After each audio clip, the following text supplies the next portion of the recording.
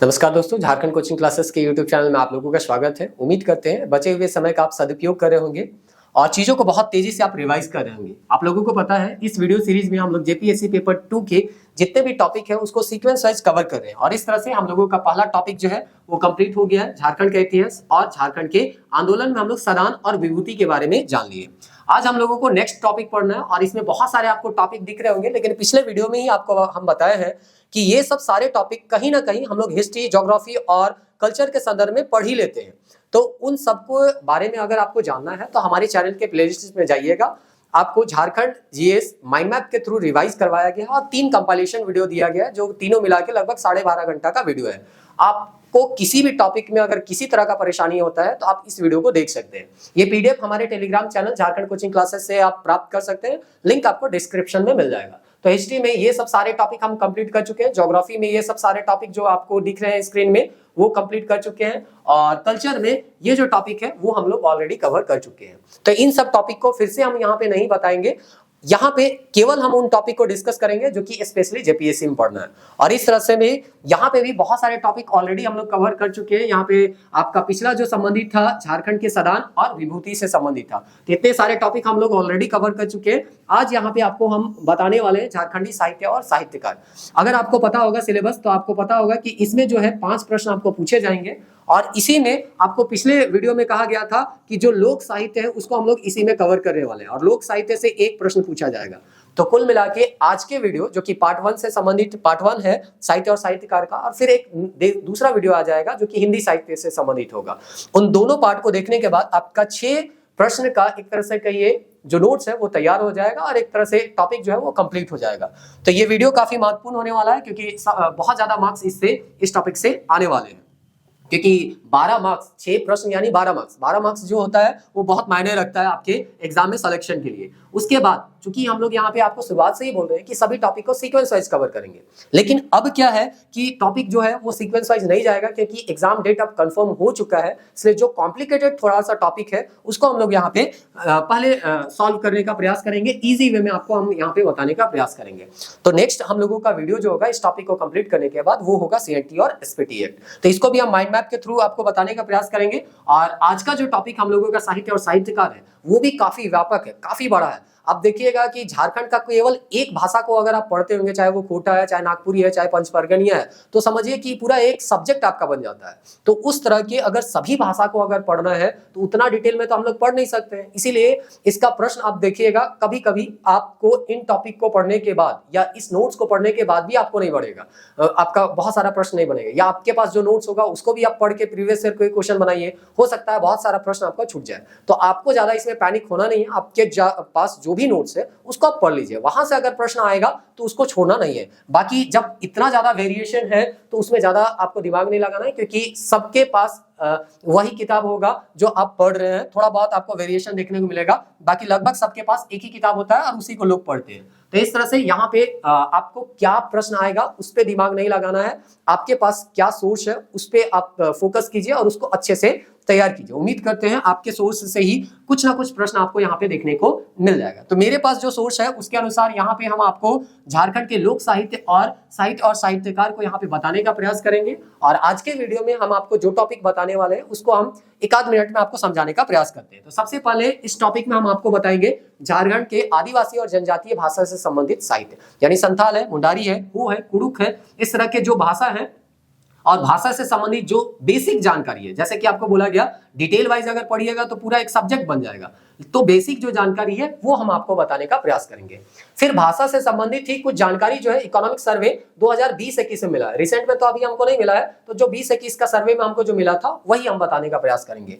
और उसके बाद जब ये टॉपिक कंप्लीट हो जाएगा, यानी कि जनजातीय भाषा कंप्लीट हो जाएगा, तो हम लोग यहाँ पे आज ही के वीडियो में सदानी भाषा के बारे में देख लेंगे। पंचपरगनिया है, खोटा है, नागपुरी है, उसका बेसिक नॉलेज ले लेंगे। और जहां जहां प्रीवियस ईयर क्वेश्चन आपको पूछा गया है वहां हम हाईलाइट कर दिए हैं माइंड मैप में, तो आपको किसी तरह का कोई परेशानी भी नहीं होगा। जैसे ये एक तरह से कहिए टॉपिक कंप्लीट हो जाएगा तो हम लोग जो है प्रीवियस ईयर क्वेश्चन को भी एनालाइज कर देंगे, या पीडीएफ जो है आपको टेलीग्राम चैनल में दे दिया जाएगा, आप वहां से उन प्रश्नों को देख सकते हैं। तो इस तरह से ये टॉपिक यहाँ पे हम लोग कंप्लीट करेंगे माइंड मैप के थ्रू और चीजों को आपको बताने का प्रयास करेंगे। तो चलिए देर ना करते हुए हम लोग इस वीडियो को शुरुआत करते हैं और जानते हैं इकोनॉमिक सर्वे 2020-21 में भाषा से संबंधित क्या जानकारी आपको दिया गया है। तो अगर आप देखिएगा 20-21 का सर्वे, तो यहाँ पे बताया गया है कि हम लोग जब परिवार में या परिवार के सदस्य से बात करते हैं या गांव घर में जो बात करते हैं उसमें ज्यादातर जो है अपनी मातृभाषा का ही प्रयोग करते हैं, लोकल लैंग्वेज का प्रयोग करते हैं। और हिंदी का प्रयोग जो है हम लोग सामान्यतः बहुत कम करते हैं, या जहां शैक्षणिक संस्थान है या शहर जैसे स्थान है वहां पे ही हम लोग करते हैं। और इसीलिए यहाँ पे दिया गया है कि अगर झारखंड का बात किया जाए तो झारखंड में परिवार के सदस्य जो बात करते हैं आपस में वो हिंदी में केवल 4% करते हैं। मतलब अगर परिवार के बारे में बात किया जाए तो अपने परिवार के सदस्य से हिंदी में बात करने वाले मात्र 4% ही आपको देखने को मिलेंगे। बाकी जो 96% है वो अपने लोकल लैंग्वेज में बात करते हैं। जैसे अगर हम अपने परिवार में जाएंगे तब नागपुरी में बात करेंगे, हो सकता है आपका अगर खोटा है तो आप खोटा में, अगर कुड़ुक है तो कुड़ुक में बात कीजिएगा। हिंदी में बात करने वाले बहुत ही कम है अपने परिवार के सदस्यों से। तो इस तरह से अगर अदर में भी सब देखा जाए तो संथाली एक लैंग्वेज है जो कि सबसे ज्यादा बोला जाता है अपने परिवार के सदस्यों से। और कितना बोला जाता है तो 33%। ये डाटा इकोनॉमिक सर्वे में दिया है, वहीं से हम आपको बताने का प्रयास कर रहे हैं। उसी तरह से अगर आप जाइएगा सेकंड भाषा, तो इसमें बहुत ज्यादा कंफ्यूजन हो सकता है, क्योंकि आपको लगेगा कि संथाली का पॉपुलेशन तो चलिए ज्यादा है इसलिए ज्यादा भाषा होगा, उसका तो आप मार दीजिएगा। लेकिन सेकंड नंबर में आपको लगेगा या तो मुंडारी होना चाहिए या हो होना चाहिए या कुड़ुक होना चाहिए, लेकिन ऐसा नहीं है। बल्कि यहाँ पे अगर सेकंड नंबर का भाषा देखिएगा तो ये भाषा आपका आता है खड़िया। तो खड़िया जो है वो लगभग 17.5% लोग जो है वो प्रयोग करते हैं अपने परिवार के सदस्यों से बोलने के लिए। उसके बाद अगला जो है वो कुड़ुक है तीसरा नंबर में, चौथा नंबर में मुंडारी आता है और पांचवा नंबर में हो आता है। और इसके बाद बहुत सारे ऐसे लैंग्वेज आते हैं नागपुरी वगैरह जो कि इसके बाद आते हैं, तो उसको हम यहाँ पे लिखे भी नहीं है क्योंकि सर्वे में जो है वो आपका यहाँ पे परसेंटेज दिया भी नहीं था, इसीलिए हम लोग यहाँ पे उसको लिखे भी नहीं। देखिए सर्वे में अगर हम यहाँ पे चाहे स्क्रीनशॉट यहाँ पे बहुत तो आपको यहाँ पे नहीं स्पष्ट रूप से दिखेगा, लेकिन यहाँ पे देखिए यहाँ पे आपको कहीं पे ये जो है आपका दिखाया गया है, यहाँ पे लिखा गया शायद इसी पेज में, तो यहाँ पे ही दिया गया है, उसी को हम यहाँ पे आपको दिखाया। देखिए 96% अगर थोड़ा बहुत पहचान में आ रहा होगा तो यहाँ पे दिया हुआ था, तो इसी को हम बताने का प्रयास किए। तो चलिए यहाँ पे अब वापस हम लोग चलते हैं इस माइंड मैप में और समझते हैं कि इसमें कौन कौन सा फैक्ट जो है वो आज हम लोगों को साहित्य और साहित्यकार में पढ़ना। ये तो सर्वे से संबंधित था। अब हम लोग देखते हैं जो यहाँ के लोक साहित्य है और जो भी जनजातीय भाषा है और सदानी भाषा है उसमें कौन कौन से साहित्य है, उनका क्या यहाँ पे शुरुआत हुआ है। तो सबसे पहले यहाँ पे आपको बताया गया है कि झारखंड के जो भाषा है उसको हम लोग दो कैटेगरी में बांट के पढ़ सकते हैं। पहला जो है वो आदिवासी और जनजातीय भाषा, और दूसरा जो है हम लोगों का सदानी भाषा। तो इस तरह से सदान के द्वारा जो प्रयोग किया जा रहा है वो सदानी भाषा, और जनजाति के द्वारा जो प्रयोग किया जा रहा है उसको हम लोग जनजातीय भाषा के तौर पे जानते हैं। नेक्स्ट यहाँ पे आप जब ये बता दिया कि दो कैटेगरी में इसको हम लोग पढ़ते हैं, तो पहला जो कैटेगरी होगा हम लोगों का आदिवासी और जनजातीय भाषा होगा, और इसमें भी सबसे ज्यादा जो भाषा का प्रयोग किया जाता है सांथाली। तो सांथाली साहित्य के बारे में हम लोग थोड़ा बहुत यहाँ पे जान लेते हैं। अब यहाँ पे आपको यहाँ पे दिया गया है सांथाली भाषा को होड़ो रोड अर्थात होड़ लोगों की बोली कहा जाता है। तो यहाँ पे अगर पूछा जाएगा संथाली लोग अपने बोली या भाषा को क्या के नाम से जानते हैं, तो होड़ रोड के नाम से जानते हैं। ये चीज को आपको याद रखना है। दूसरा यहाँ पे बताया जा रहा है अगर संथाली को देखा जाए तो इसको दो कैटेगरी में बांटा जाता है। एक जो होता है शुद्ध संथाली है और दूसरा जो होता है वो मिश्रित संथाली। अब शुद्ध कहने का मतलब क्या है कि सांथाली जो है केवल उसमें सांथाली साहित्य या सांथाली भाषा का ही प्रयोग किया जाएगा, लेकिन मिश्रित वाला में होगा सांथाल के अलावा दूसरे भाषा के शब्दों का भी हम लोग यहाँ पे प्रवेश एक तरह प्रयोग जो है वो करते हैं, चाहे वो बांग्ला का हो, चाहे वो उड़िया का हो, चाहे वो मैथिली हो, चाहे और भी दूसरे सब्जेक्ट हो भाषा हो, उनका शब्दों का प्रयोग हम लोग सांथाली में कर लेते हैं। तो उस तरह के जो शब्द भाषा है उसको हम लोग मिश्रित संथाली के अंतर्गत रखते हैं। और ये तो ऑलरेडी आप पढ़ चुके होंगे। शुद्ध संथाली हम लोग सामान्यतः ओलचिकी लिपि में लिखते हैं, और ओलचिकी लिपि का आविष्कार करने वाले पंडित रघुनाथ मुर्मू 1925 में ये किए थे, जो कि पिछले वीडियो में ही हम लोग आपको जब विभूति पढ़ा रहे थे तो उसमें हम बताए थे। 52वें संविधान संशोधन 2003 के द्वारा इसको 8वीं अनुसूची में डाला गया है, जो कि झारखंड का एकमात्र जनजातीय भाषा है। तो ये सब बेसिक जानकारी है जो कि ऑलरेडी हम लोग यहाँ पे ले चुके हैं। तो अब यहाँ पे आप जानते हैं संथाली भाषा के संबंध में जो यहाँ साहित्य लिखे गए हैं वो कौन कौन से, और सामान्यतः अगर देखिएगा प्रारंभ में तो वो अंग्रेज के द्वारा लिखे जा रहे थे, और इसीलिए वो उनका जो भाषा था वो अंग्रेजी भाषा था। और इसीलिए प्रारंभिक जो साहित्य आपको देखने को मिलेगा या किताब देखने को मिलेगा वो अंग्रेजी में ही देखने को मिलेगा। लोक साहित्य आपको लोकल लैंग्वेज में देखने को मिलेगा, लेकिन जो श्रेष्ठ साहित्य का रचना हो रहा था आजादी के दौरान, या हम कह सकते हैं एक तरह से कहिए 1852 यानी कि 1800 1900 यानी कि 19वीं शताब्दी 20वीं शताब्दी में, तो उसमें अंग्रेजी भाषा का ही प्रयोग आपको देखने को मिलेगा। तो सबसे पहला यहाँ जो किताब आपको देखने को मिलेगा वो है an introduction to the Santhal language, और इसको लिखने वाले कौन है? J Phillips. अब एक चीज ध्यान दीजिएगा, यहाँ पे केवल और केवल फैक्ट है कि कौन किताब किसके द्वारा लिखा गया, और सवाल इसी तरह से आपको पूछा जाता है। तो यहाँ कोई कॉन्सेप्ट नहीं है जो कि हम यहाँ पे आपको बताएंगे, जो भी फैक्ट है उसको हम एक जगह ऑर्गेनाइज किए और आपको हम बताने का प्रयास करें, तो कम से कम समय में हम इसको कवर करने का प्रयास करेंगे। उम्मीद करते हैं वीडियो को आप अंत तक देखिएगा ताकि जो भी फैक्ट आपको बताया जा रहा है वो थोड़ा बहुत आपको याद हो जाए। तो इस तरह से यहाँ पे हम लोग देखें an introduction to the Santhal language, ये जे फिलिप्स के द्वारा यहाँ पे इसको लिखा गया, और इसको कहां से छपवाया गया? तो कलकत्ता से 1852 में। दूसरा अगर यहाँ पे हम देखेंगे तो सिंथालिया एंड संथाल्स करके यहाँ पे लिखा गया। ये किनके द्वारा दिया गया है? लिखा गया है E.G. मन के द्वारा लिखा गया है। कहां ये छपा था? तो लंदन में 1867 में छपा था। उसी तरह से ए वोकैबुलरी ऑफ संथाल लैंग्वेज, इनका ये लिखा गया है रेवरेंड E.L. पक्सुले करके है, और ये भी लंदन 1868 में। तो इसको आपको याद नहीं रखना, आपको केवल याद रखना है ये जो लेखक हैं उनको, क्योंकि वही पूछा जाएगा। कब ये छपा है, कहां से छपा है, वो जनरली आपको पूछा नहीं जाता है। अब नेक्स्ट अगर हम देखें संथाल से ही संबंधित, तो यहाँ पे पूछा गया है a grammar of the Santhal language, 1873 में ये लिखा गया। ये किसके द्वारा लिखा गया? Reverend A.O. स्क्रैफर्ड करके जो नाम है, जो भी अजीब गरीब इन लोगों का नाम है, वो लिखा है। और ये कहां से छपा था?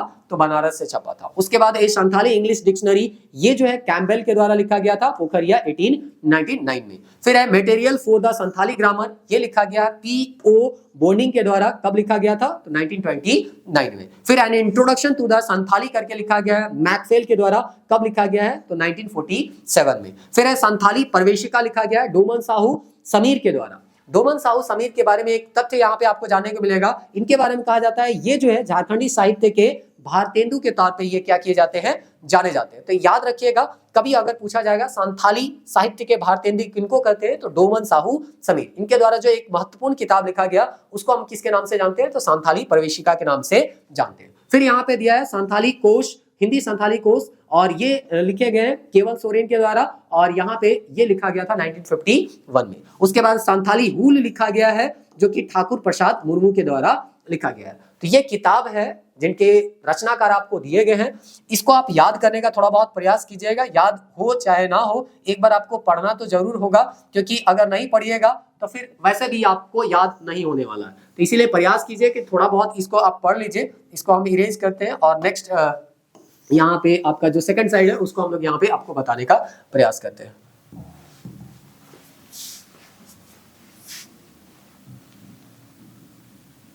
चलिए, तो यहाँ पे आपका संथाल से ही यहाँ पे संबंधित है, उसके बारे में हम लोग यहाँ पे जान लेते हैं। तो संथाल से ही यहाँ पे आपका संबंधित है, जो कि यहाँ पे दिया गया है। संथाली साहित्य में ही एक नाम आता है जोबा मुर्मू जी का।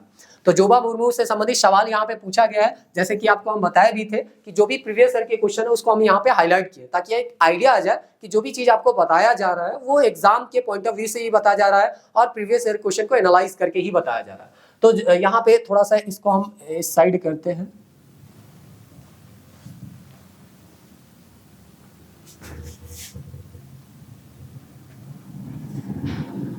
हाँ, तो जोबा मुर्मू जी के बारे में यहाँ पे बताया गया है कि इनके द्वारा कहा जाता है ये संथाली विमन है, जो कि रहती कहाँ है? जमशेदपुर में। ओलन बाहा के तौर पे यहाँ पे इनको पूछा गया था इनका किताब, कि ओलन बाहा जो है एक शॉर्ट स्टोरी का एक कलेक्शन है, और यहाँ पे बताया गया था, इसको इरेज करते हैं।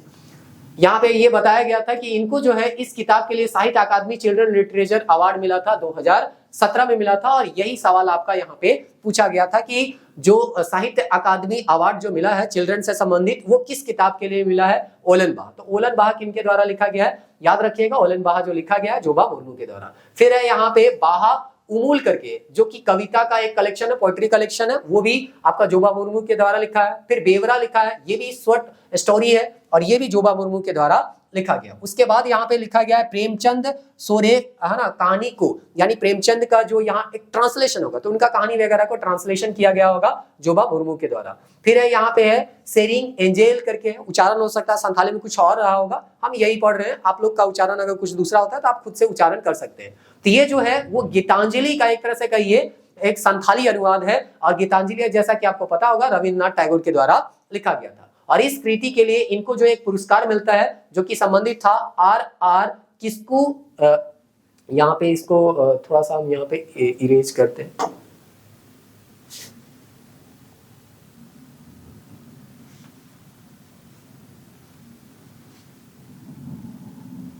हाँ, तो यहाँ पे आपको पूछा, यहाँ पे दिया गया है इसके लिए इनको जो है R.R. किस्कू क्या दिया गया है, रापज ट्रांसलेशन अवार्ड करके दिया है। जो भी है इसको, है ना, रापज ही उच्चारण हो रहा है, तो ये ट्रांसलेशन अवार्ड 2016 में इनको मिला था। अदर अवार्ड में अगर देखा जाए तो इनको पंडित रघुनाथ मुर्मू अवार्ड मिला है, क्योंकि ये संथाल से संबंधित है इसलिए इनको मिला होगा। फिर रविंद्रनाथ टैगोर अवार्ड भी इनको 2020 में यहाँ पे मिला है। तो जोबा मुर्मू जो है वो काफी इंपॉर्टेंट है, इसको आप याद रखने का प्रयास कीजिएगा। इनके हस्बैंड जो है वो है पीताम्बर मांझी, और पीताम्बर मांझी के संदर्भ में भी कहा गया है कि इनको साहित्य पुरस्कार विनर जो है वो 2012 में यहाँ पे मिला हुआ था। तो इस तरह से पत्नी को भी यहाँ पे मिला था ये अवार्ड, और पति को भी यहाँ पे मिला हुआ है, ये चीज आपको याद रखना है। अब हम लोग यहाँ पे चले आते हैं मुंडारी भाषा में, और मुंडारी भाषा से जो जानकारी है वो जानकारी को लेने का प्रयास करते हैं।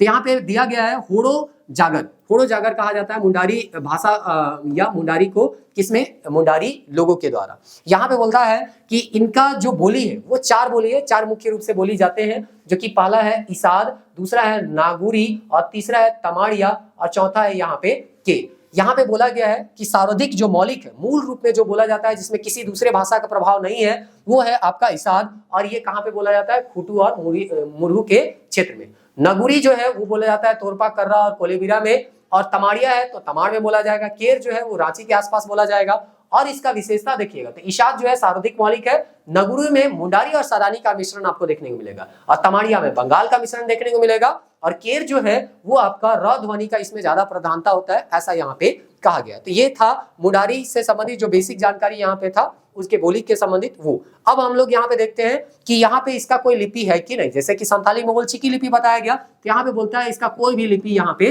नहीं होता है। और अब किताब के बारे में बताया जाएगा कि कौन सा किताब जो है किसके द्वारा लिखा गया। फिर ये तथ्य आपको याद करना है, मुंडारी प्राइमर जो है जेसी विटली के द्वारा लिखा गया 1873 में। फिर मुंडारी व्याकरण अंग्रेजी में लिखा गया SJD स्पेट द्वारा लिखा गया 1891 में। फादर हॉफमैन, उम्मीद करते हैं इसका नाम आप लोग सुने होंगे, पिछले वीडियो में भी आपको बताया गया था, सेंटी एक्ट के जन्मदाता के तौर पे जानते हैं। और वहां पे भी आपको बताया गया था इनसाइक्लोपीडिया मुंडारी का, जो कि 15 वॉल्यूम में लिखा गया है, इन्हीं के द्वारा लिखा गया है। फिर है मुंडारी फोर्ट प्राइमर है, और मुंडारी व्याकरण, ये भी किनके द्वारा लिखा गया है, तो फादर हॉफमैन के द्वारा लिखा गया। उसके बाद एक और आपको किताब देखने को मिलता है जिसको हम लोग मुंडा दुरन के नाम से यहाँ पे जानते हैं, और ये लिखा गया था 1942 में किनके द्वारा, WG आर्चर के द्वारा लिखा गया था। और यहाँ पे बोला जाता है कि ये जो किताब है लोकगीतों का संग्रह है। तो इस तरह से यहाँ पे ये दिया गया था। कितना लोकगीतों का संग्रह है, तो 1641 लोकगीतों का ये संग्रह है। कौन, मुंडा दुरंग। तो याद रखिएगा WG आचार्य के द्वारा ये लिखा गया मुंडा दुरंग में 1641 गीतों का संग्रह है। उसके बाद यहाँ पे दिया गया है रेवरेंड नोत्रोत जो है, उम्मीद करते हैं ये फादर नोत्रोत जो हम लोग पढ़े थे ना एक तरह से कहिए बिरसा मुंडा आंदोलन में, जिसमें उसका बिरसा का एक तरह से कहिए विवाद हो गया था, वही फादर होंगे। यहाँ पे बोला गया है इनके द्वारा मुंडारी भाषा में बाइबल का अनुवाद किया गया है। और ये कुटी और तमाड़ के क्षेत्र में ही रहते थे, तो मुंडा भाषा के संपर्क में ये थे, इसलिए हो सकता है बाइबल का अनुवाद ये मुंडा भाषा में किए होंगे। जगदीश त्रिगुणायत करके यहाँ पे दिया है, मुंडारी लोक कथाएं यहाँ पे ये लिखे हैं। उसके बाद मौड्रा कहानी जो है वो लिखा गया है, मुंडारी लोक कथाओं का ये संग्रह है, मेंसा ओडिया करके लिखा गया। और ये सवाल यहाँ पे आया है, तो इसीलिए कहा जा रहा है चीजों को एक बार पढ़ लीजिए, कहीं ना कहीं से आपको सवाल देखने को मिल जाएगा। अगर नहीं पढ़े हुए रहिएगा तो एक भी सवाल नहीं बनेगा, पढ़ के जाइएगा तो हो सकता है 5 में से आपका 2-3 सवाल आपका बन ही जाए। तो इसीलिए या ऑप्शन से भी एलिमेंट, ठीक है, नेगेटिव नहीं है, इसका मतलब आप आंख मूंद के तो एक तरह से कहिएगा यहाँ पे तुक्का नहीं मारिएगा, थोड़ा सा तो एनालाइज कर लीजिएगा, उसके बाद तुक्का मारिएगा। तो इसीलिए अगर थोड़ा बहुत आपका पढ़ा हुआ रहेगा तो तुक्का मारने में भी आपको आसानी होगा। हो भाषा के बारे में चलिए जान लेते हैं। हो भाषा के बारे में यहाँ पे दिया है, इसका लिपि जो है बरंग छित्ती लिपि है, जो कि लाखों बोधरा द्वारा इसको जो है वो आविष्कृत किया गया था। जैसे ओल चिकी है रघुनाथ मुर्मू द्वारा, यहाँ पे बरंग छिती है जो कि आविष्कृत किया गया है लाखों बोधरा द्वारा। उसके बाद है भीमराव सोलंकी जो है हो काजी करके एक किताब लिखते हैं जो कि व्याकरण है, और ये कहां से छपा था? बनारस से। कब छपा था? 1886 से। फिर है लायनेल बरोज जो है वो व्याकरण यहाँ पे लिखा हुआ है। उसके बाद जो है कानू राम देवगम जो है वो हो दुरंग लिखे थे, और यहाँ पे एक चीज कहा गया है सतीश कुमार कोड के द्वारा तसीद शमूल लिखा गया है एदे उड़द। देखिए इन भाषा में, जैसे हो भाषा में इसका उच्चारण थोड़ा सा अलग रहा होगा, हम जो है हिंदी से यहाँ पे उच्चारण कर रहे हैं तो हो सकता है थोड़ा सा उच्चारण में गड़बड़ हो गया होगा, तो आप उसको है ना बहुत ज्यादा माइंड में मत लीजिएगा। फिर है चपाका कहनो है, फिर चसरेया ताक है। तो इस तरह से हो भाषा में ये लिखा गया किताब है जो कि आपका भीमराव सोलंकी, कानूराम देवगम, लायनेल बरोज और सतीश कुमार कोड के द्वारा लिखा गया था। तो इस तरह से यहाँ पे मुख्य रूप से हम लोग जो जनजातीय भाषा था उनका जो एक तरह से कह सकते हैं यहाँ पे जो मुख्य साहित्य है उसको यहाँ पे हम लोग देख लिए। अब नेक्स्ट हम लोग यहाँ पे चढ़ते हैं और देखते हैं झारखंडी साहित्य में जो नेक्स्ट एक तरह से कहिए भाषा है वो कौन सा है और किसके बारे में हम लोगों को जानकारी लेना है। तो यहाँ पे हम लोग चलिए देख लेते हैं खड़िया लैंग्वेज के बारे में। आदिवासी में ही यहाँ पे खड़िया लैंग्वेज है, और खड़िया लैंग्वेज के बारे में एक चीज कहा गया है कि यहाँ पे इनका अपना कोई लिपि नहीं है, इसलिए ये लोग देवनागरी लिपि का ही क्या कर लेते हैं? प्रयोग कर लेते हैं। और फिर यहाँ पे दिया गया है सांथाली भाषा के संबंध में अंग्रेजी में। अच्छा, ये तो यहाँ पे गलती से आ गया है, ये जो है ना ये गलती से आ गया है, यहाँ पे नहीं होगा।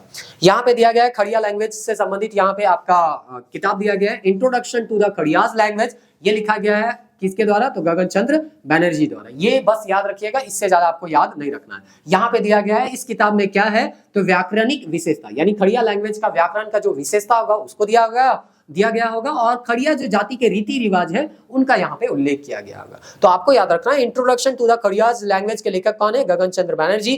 कब किया गया था? अगर याद हो जाता है तो ठीक, नहीं तो कम से कम नाम याद रखिएगा कि गगन चंद्र बैनर्जी के द्वारा ये introduction to the Kharia language लिखा गया था। उसके बाद अगर आप देखिएगा तो यहाँ पे आपको दिखेगा द खड़ियाज जो है वो शरद चंद्र राय जी के द्वारा लिखा गया है, और खड़िया जाति का जीवन वृत्त प्रस्तुत किया है कि उनका जीवन शैली कैसा रहा है, वो सब सारा चीज जो है शरद चंद्र रॉय, इसके बारे में भी विभूति में हम लोग ऑलरेडी पढ़ चुके हैं। उम्मीद करते हैं आप लोग वहां पे देखे भी होंगे, किताब भी आपको वहां पे हम स्क्रीनशॉट में दिखाए थे।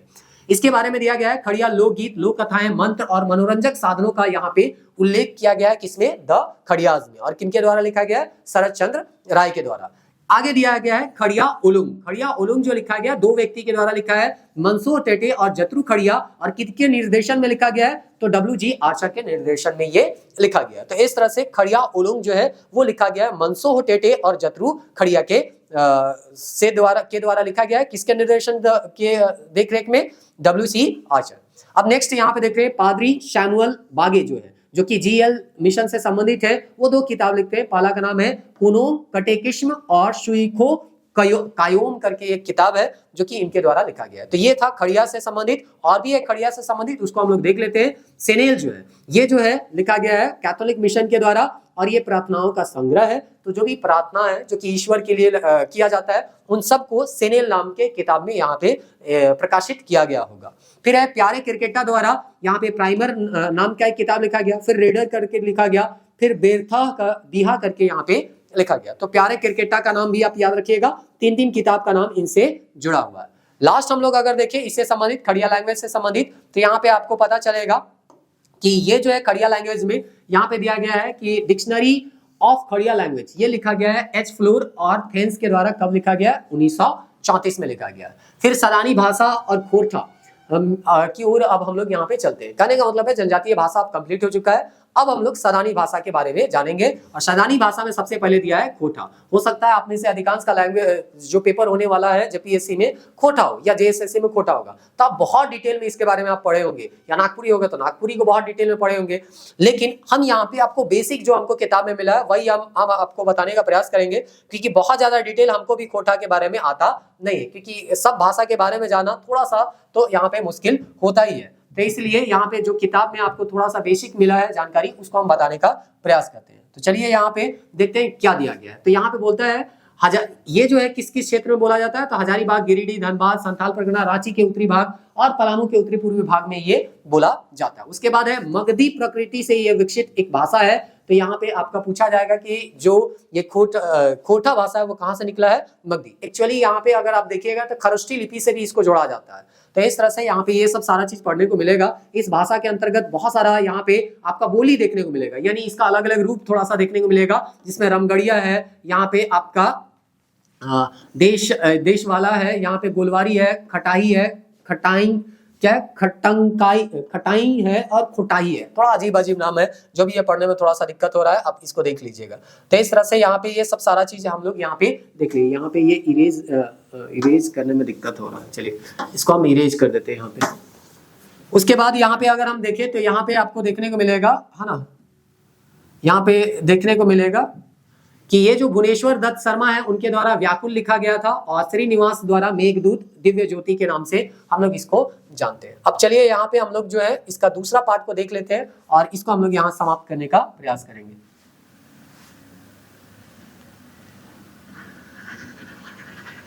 पहले इसको इरेज करते हैं।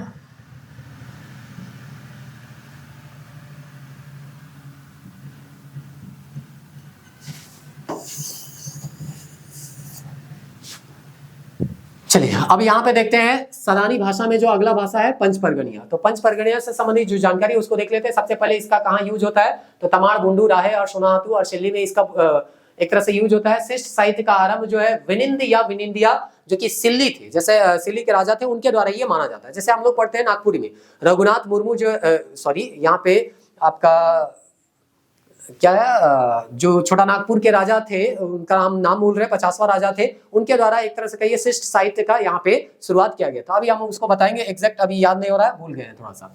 तो इस तरह से यहाँ पे छोटा नागपुर ताल मंजरी जो है वो लिखा गया था राजा उपेंद्र नाथ सिंह द्वारा, और ये जो है विनिंदिया के झूमर गीतों का ये क्या है, संकलन है। कहने का मतलब है कि यहाँ पे सबसे पहला यहाँ पे एक राजा थे जिसका नाम था विनिंद या विनिंदिया, और इनके द्वारा शिष्ट साहित्य का यहाँ पे रघुनाथ निरपति नाम था, भूल रहे थे, रघुनाथ निरपति 50वां राजा था। तो इस तरह से रघुनाथ मुर्मू नाम याद आ रहा था, कंफ्यूजन हो रहा था। तो रघुनाथ निरपति थे, 50वां राजा थे, तो उनके द्वारा जो है नागपुरी साहित्य का आरंभ माना जाता है। और इसी तरह से यहाँ पे कहा जाता है सिल्ली के जो राजा थे विनिंदिया, वो जो है एक तरह से कह सकते हैं यहाँ के शिष्ट साहित्य के एक तरह से कहिए प्रारंभकर्ता माना जाएंगे, किसमें, तो पंच परगनिया में। और इस तरह से इनके द्वारा कई सारे झूमर गीत रचे गए होंगे, जिसका संकलन एक व्यक्ति के द्वारा किया गया है, और वो व्यक्ति का नाम है यहाँ पे अगर आपको देखने को मिलेगा तो इनका नाम यहाँ पे देखिए ये दिया गया है, हाँ, गौरंगिया या गौरंग सी या गौर चांद के नाम से इसको हम लोग जानते हैं।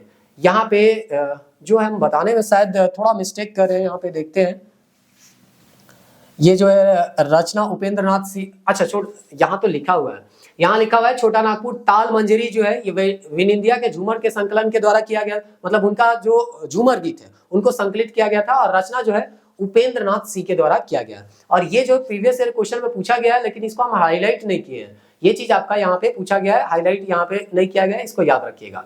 फिर अन्य कवि में आप देखिएगा इनके गीतों को बांग्ला भाषा का प्रभाव मिलता है, गौरंगिया या गौरंग सी या गौरव चांद करके यहाँ पे देखने को मिला है। मतलब अन्य कवि में पहला नाम है आपका ये विनिंदिया, उसके बाद दूसरा नाम है गौरंगिया या गौरंग, कबीर पंथी में शोभरन है, फिर है बरजूराम, ये नागपुरी में ये आपको देखने को मिलेगा, फिर दीन या दीना जो है, ये एक तरह से कह सकते हैं पंचपरगनिया में महत्वपूर्ण जो है आपके ये लोग जो हैं ये एक तरह से कहिए साहित्यकार थे। फिर है सलानी भाषा में यहाँ पे कुरमाली देख लेते हैं। कुरमाली में यहाँ पे लिखा गया है मगधी प्रकृति से ही ये भाषा का विकास हुआ है, और ये क्षेत्र कौन सा क्षेत्र में ये प्रयोग किया जाता है, तो पंचपरगना के अलावा बोकारो, धनबाद, गिरिडीह और हजारीबाग, दक्षिणी हजारीबाग में इसका प्रयोग आपको देखने को मिलेगा। यहाँ पे बोला गया है कर्माली गीत के अधिकतर जो गीत होते हैं वो प्रश्नोत्तर रूप में, मतलब प्रश्न और उत्तर, जैसे फगुआ पुछारी होता है उस तरह से कर्माली लोक कथाएं नागपुरी लोक कथाओं से काफी मिलती जुलती हैं, और ये शिष्ट साहित्य का आरंभ मध्यकाल से माना जाता है। कहा जाता है चंडीदास की पुस्तक जो है वो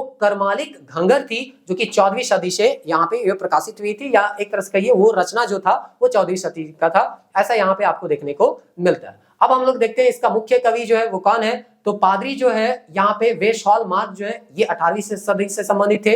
दूसरा विनिंद सिंह गौरंगिया आदि झूमर संगीत नाम का यहाँ का पुस्तक का संकलित करते हैं। आदि झूमर संगीत राजा उपेंद्र नाथ सिंह द्वारा यहाँ पे किया गया, और ये प्रीवियस ईयर क्वेश्चन में पूछा गया, यहाँ पे हाईलाइट हम किए, तो यहाँ पे किया हुआ है, कोई दिक्कत नहीं। कुरमाली भाषा के तत्व है खुदीराम महतो, फिर है निधरे आखी जल आखी पते देवकी नंदन प्रसाद द्वारा किया गया। आदि झूमर संगीत किया गया है राजा उपेंद्र नाथ सिंह द्वारा। करम गीत किया गया है बुधू महतो के द्वारा। नेठा पाला किया गया निरंजन महतो द्वारा। कपिला मंगल किया गया राजेंद्र प्रसाद द्वारा। झूमर संगीत एवं पाला संगीत किया गया रामेश्वर महतो द्वारा। पंथे चालक लोहा नमस्कार नंद किशोर सिंह के द्वारा किया गया है। और उसके बाद भात, भवान, भगवान, फिर मान, भूमेक, फिर घंघोरा, फिर साधन संगीत सृष्टिधर सिंह कटियार के द्वारा किया गया है। तो आपको लग रहा होगा कि इतना सारा फैक्ट हम लोग कैसे याद करेंगे, लेकिन यहाँ पे जैसा कि हम शुरुआत में ही कह चुके हैं, जब यहाँ पे फैक्ट ही पूछा जाता है, कोई कॉन्सेप्ट है ही नहीं, तो हम फिर आपको कॉन्सेप्ट यहाँ पे क्या बताएं। तो इसीलिए अगर आपको यहाँ तक वीडियो देख रहे हैं तो समझ में आ ही रहा होगा कि जो भी हो सकता है हम यहाँ पे एक तरह से कहिए आसान वे में या माइंड मैप के थ्रू आपको बताने का प्रयास कर रहे हैं। बाकी अगर आपको लगता है कि इससे भी कोई इजी वे है या तरीका है तो आप उसको अपना सकते हैं। देखिए, हम लोगों का सदानी भाषा में एक भाषा आता है नागपुरी, जो कि ऑलरेडी हम लोग नागपुरी में पढ़ते हैं, क्योंकि हम लोगों का जो रीजनल लैंग्वेज है नागपुरी है। तो नागपुरी में चीजों को बताया गया है बहुत ही डिटेल से। हमारे चैनल के प्लेलिस्ट में आप जाके देखिएगा, नागपुरी को माइंड मैप से भी हम लोग कवर किए हुए, और बिना माइंड मैप के भी हम लोग यहाँ पे कवर किए, पावर पॉइंट से बहुत ही अच्छे तरीके से समझाया गया है। तो वहाँ इंट्रोडक्शन वाला पार्ट जो था उसको हम लोग यहाँ पे देख लेते हैं, क्योंकि आपको अभी वहां ढूंढना पड़ेगा, तो हम एक ही जगह यहाँ पे आपको बताने का प्रयास करते हैं, क्योंकि यहाँ पढ़ ही रहे हैं। तो चलिए इसके बारे में जान लेते हैं। तो नागपुरी के बारे में दिया गया है, नागपुरी जो है वो नागपुर का सबसे प्रमुख यहाँ पे भाषा है, और बोलता है राजभाषा रहा था कब तक, 1947 तक। संपर्क भाषा है, यानी कि एक तरह से हम कह सकते हैं कि ये जो है सदान का जनजातियों के साथ जो बात करने वाला जो भाषा है वो कौन सा है, आपका नागपुरी है। दूसरा है आदिवासी मानकर मातृभाषा है, जिसमें चीक, बड़ाइक, लोहरा, खरवार, असुर, बिरजिया और कोरिया, यानी कि इतने आदिवासी है, इनका भी मातृभाषा अपना भाषा ना होके माना जाता है कि ये नागपुरी का ही ज्यादातर प्रयोग करते हैं। पहला किताब अगर आप देखिएगा तो यहाँ पे दिया गया है notes on the Ganwari dialects of Chota Nagpur, लिखा गया था। यह पहला व्याकरण संबंधित था, जो कि नागपुरी व्याकरण संबंधित था। यह कब लिखा गया है, 1896 में। इन्हीं के द्वारा, यानी ये छिटली के द्वारा ही, यहाँ पे डेट एक्चुअली इनके बारे में केवल दिया गया है। ये जो है notes on the Nagpuri Hindi जो है 1914 में लिखा गया था। रेवरेंड कोनार्ड बुकआउट 1906 ये लिखे, और प्रकाशित 1914 में हुआ होगा grammar of the Nagpuri language. उसके बाद रेवरेंड फादर हेनरी फ्लोर जो है 1931 में किताब लिखते हैं लैंग्वेज हैंडबुक सदानी। फिर जॉर्ज अब्राहम गियर्सन यहाँ पे 1928 में यहाँ पे सर्वे जो होता है उसको प्रकाशित करते हैं, और उससे यहाँ के भाषा के बारे में कि ये कौन सा भाषा के अंतर्गत आता है नहीं आता है वो चीज यहाँ पे पता चलता है। तो एक सर्वे करवाए थे जिसको हम लोग लिंग्विस्टिक सर्वे ऑफ इंडिया के नाम से जानते हैं, और ये बोले थे कि ये जो भाषा है नागपुरी वो बिहारी के अंतर्गत 3 बोली के अंतर्गत ही कहीं पे आता है। जैसे यहाँ पे देखिएगा मगही, भोजपुरी और मैथिली, यानी कि कहने का मतलब है नागपुरी को ये कोई स्थान दिए नहीं थे। भोजपुरी के अंतर्गत ही अगर देखिएगा तो एक होता है परिशिष्ट भोजपुरी, दूसरा होता है पश्चिमी भोजपुरी, और तीसरा जो होता है वो नागपुरिया बोली। यानी कि यहाँ पे जॉर्ज अब्राहम गियर्सन जो थे ये बोल रहे थे कि बिहारी के अंतर्गत जो है 3 बोली है, मगही, भोजपुरी और मैथिली, और मगही के अंतर्गत जो बोली आता है उसमें से एक बोली जो है वो नागपुरिया है। मतलब नागपुरिया का अपना कोई स्वतंत्र अस्तित्व नहीं, ये भोजपुरी का बोली है, ऐसा यहाँ पे कहा गया था। लेकिन श्रवण कुमार गोस्वामी इस भाषा में पीएचडी करते हैं, और इनका स्वतंत्र जो विकास हुआ उसके बारे में बताते हैं। मतलब ये जो है चौथी बोली के तौर पर मानते हैं कि मगही, भोजपुरी और मैथिली के जैसा बिहार का ये चौथा बोली है कौन, नागपुरी। ऐसा बताने का प्रयास कर रहे हैं कौन, श्री श्रवण कुमार गोस्वामी। नागपुरी में एक तरह से कहिए ये पहला रिसर्च भी किए थे, 1970 में नागपुरी का पहला शोध करने वाले व्यक्ति हैं, और ये बताए थे नागपुरी की अपनी एक स्वतंत्र सत्ता है। और बताने के लिए किन किन आधारों का प्रयोग किए थे, तो व्याकरण का आधार लिए थे, भौगोलिक आधार लिए थे, जातीय आधार लिए थे, सांस्कृतिक, मतलब इन सब आधार को रखते हुए बताए थे कि नागपुरी जो है एक स्वतंत्र सत्ता वाली भाषा है, जो कि बोली है, जो कि बिहार के अंतर्गत चौथी बोली के अंतर्गत आ सकता है। जैसे कि मगही था, भोजपुरी था, मैथिली था, उसी तरह नागपुरी है, ना कि भोजपुरी के अंतर्गत नागपुरी। तो ये श्रवण कुमार गोस्वामी यहाँ पे बताए थे। 2 स्वतंत्र ये पुस्तक लिखते हैं, जो कि पहले शोध के रूप में लिखा गया था, बाद में ये पुस्तक के रूप में एक तरह से ये प्रकाशित होता है। नागपुरी भाषा 1976 और नागपुरी शिष्ट साहित्य, ये 2 किताब जो है अगर पूछेगा किससे संबंधित है तो याद रखिएगा ये संबंधित है आपका श्रवण कुमार गोस्वामी से। पीटर शांति नौरंगी के द्वारा जो किताब लिखा गया है सिंपल सदानी ग्रामर अंग्रेजी में 1956 में, नागपुरी सदानी बोली का व्याकरण लिखा गया है 1965 में, नागपुरी भाषा का जड़ संस्कृति और प्रकृति के खोजना और सदानी भाषा के रामायण कालीन निषाद से जुड़े ना। तो आपको पिछले वीडियो में भी हम बताए थे, जब सदान के बारे में पढ़ रहे थे, सदान जो है सामान्यतः नागपुरी भाषा का प्रयोग करते हैं, और वहां पे ही बताया गया था पीटर शांति नौरंगी जो है वो निषाद और सदान को एक तरह से निषाद को सदान का ही पूर्वज यहाँ पे मानते हैं। तो इस तरह से नागपुरी भाषा का जड़ जो है वो कहाँ खोजते हैं, ये संस्कृत और प्राकृतिक भाषा में खोजते हैं, जो कि सबसे पुरानी लैंग्वेज है, ना कि ये बोलते हैं कि भोजपुरी का ये भाषा है।